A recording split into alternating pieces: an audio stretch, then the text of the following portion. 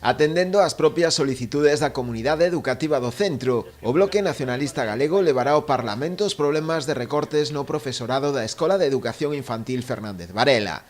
Para os nacionalistas é unha preocupación que se ven dando xa dende o curso pasado, cando, a pesar de perder a tan só 3 alumnos, se lle amortizou cun grupo e 3 prazas de profesorado menos. Un problema ao que se lle engadiría tamén a desaparición da figura do orientador. A realidade é que dende o ano pasado, a pesares de que este centro perdeu apenas 2 alumnos no cómputo, foronlle retirados 3 mestres do grupo.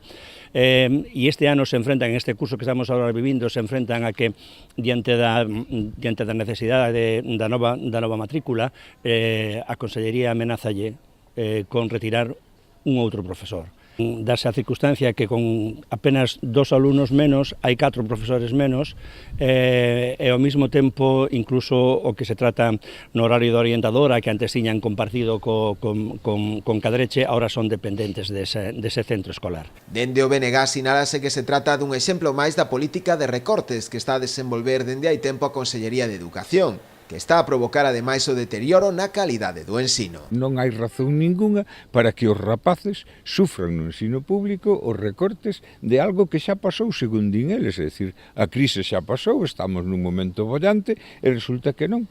Para quen recortan? A donde destinan eses cartos?